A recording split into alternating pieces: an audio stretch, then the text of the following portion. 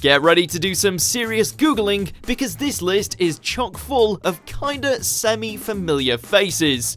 Welcome to WatchMojo UK, and today we're counting down our picks for the top 10 Brits who are only famous in America. Do you know that song? I hear music and there's no one there. That happens to me, but I did a lot of acid. Before we begin, we publish new content every day, so be sure to subscribe to our channel and ring the bell to get notified about our latest videos. For this list, we're looking at British celebrities who managed the near impossible, making it big in America whilst retaining a much lower profile at home. This is the top of the heap right here. There's no question about it. Look at the flame on that one. Yes. Look, I mean, it's quite unbelievable. Number 10, Kelly Osbourne. Her iconic father was one of the original founders and instigators of heavy metal music with his band Black Sabbath, and as such is recognised as being one of the most famous names and faces in musical history. Meanwhile, Kelly earned her level of recognition through reality TV, starting off in The Osbournes, but even then it was her old man who stole the limelight. Why don't you shut the up? Oh! Since then, Kelly has only ever managed to stay a household name in the US through her work on reality TV shows like Project Runway, leaving us Brits to wonder what became of her. Oh my god. I think that's one of the new PAs. Number 9, Ben Barnes. He's probably best known as that guy who played Prince Caspian in the Narnia movies, but even then, you probably weren't paying that much attention. Yeah. Means we don't have to kill you ourselves. You're right. From this side of the Atlantic, he seemed to vanish rather abruptly, but Barnes has been doing just fine, thank you very much. Otherwise, you're going to be drowning. What? Before we had a chance to blink, he was able to make the transition from small roles on British TV shows like Doctors and land on his feet with the aforementioned role of Caspian before leaping into other major movie roles and big US TV shows like Westworld and The Punisher. You sound disappointed. I am. Number 8, Mischa Barton. Mischa may have been born in London, but she holds UK, Irish, and US citizenship, and spending most of her time growing up in New York. I'm sorry about all this, sweetheart. I just wish you would have told me. I know. She has trained in the time-honoured traditions of Shakespearean acting in London though, following encouragement from her director Sir Richard Attenborough after working under him in Closing the Ring. Since those days, she's had other major roles in TV and independent films, winning multiple awards. Yet despite all that, she's best known for her role as Marissa Cooper on the very American The OC. Look, maybe you just need something to take your mind off of it. Oh, 50 feet in the air, how do you expect me to possibly? Number 7, Christopher Guest. Recognisable on screen, but little known by name to anyone other than comedy nerds, Christopher Guest is a very odd case indeed. I used to be able to name every nut that there was, and that used to drive my mother crazy. Born in New York City and largely raised there, you'd be forgiven for thinking Guest wasn't British to begin with. However, his father was a British UN diplomat and, more interestingly, a hereditary member of the House of Lords. Upon his father's death, the actor, director, and musician became the 5th Baron Hayden Guest. Yet, despite directorial hits like Best in Show and Waiting for Guffman, his fellow Britons know him best as blokey guitar god Nigel Tufnell. What we do is, if we need that extra push over the cliff, you know what we do? Put it up to 11, exactly. Number 6, Jolie Richardson.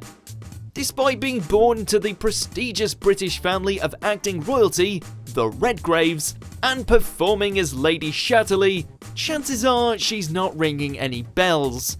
Jolie has enjoyed far more success in the US than on these shores, able to use a cool and icy British demeanour to great advantage in high-profile TV shows like Nip Tuck and Hollywood films like 101 Dalmatians. Everybody had a good laugh. Let go of that dog! Stay out of it, lady. Stop it, or I'll hit too. Despite her heritage and starring alongside acting heavyweights like Lawrence Fishburne and Glenn Close, she still has never received the same British acclaim as in the States. That's my change, the change we've talked about for the last 10 years. Apparently you've forgotten about that. Number 5. Gavin Rossdale.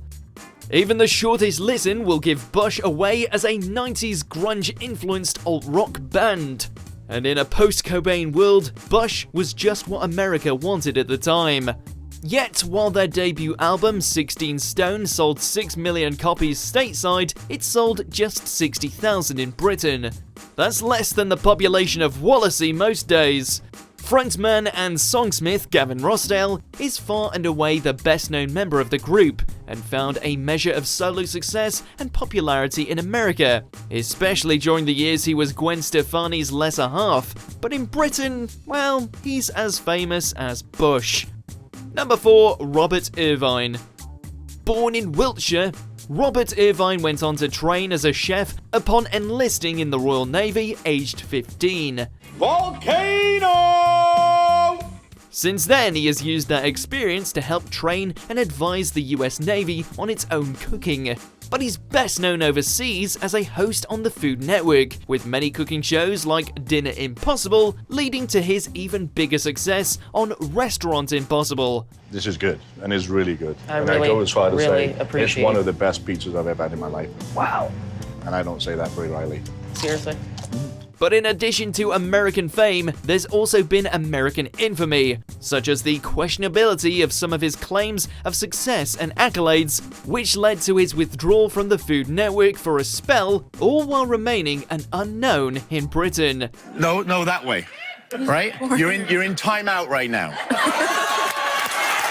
You're in timeout. Number 3. Lisa Vanderpump. You'd think with a name like that, it'd be impossible to forget her, especially as she's helped design over 24 bars and restaurants in London.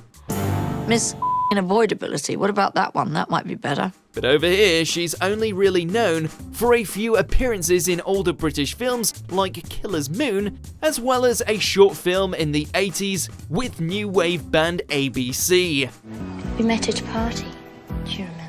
In America, however, she is known for being a restaurant and club-owning tycoon, as well as one of the original stars of the hit TV series The Real Housewives of Beverly Hills, as well as her very own spin-off series Vanderpump Rules. Okay, you're going to have something to eat and you're going to sit here and you're going to pull yourself together because you're not in a fit state to work. Okay. Number 2. Craig Ferguson.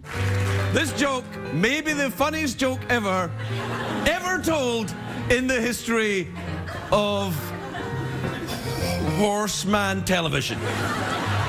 Ferguson spent a fair amount of time performing in the UK back in the 80s. He was in a punk band with Peter Capaldi, who persuaded him to take up comedy and eventually became a big hit at the Edinburgh Fringe Festival.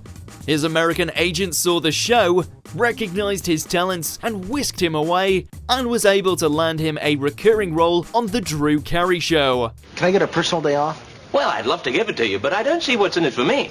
This subsequently brought about roles in films, some of which he wrote himself, and then winding up as the host of The Late Late Show with Craig Ferguson, the reins of which were later handed to fellow Brit James Corden.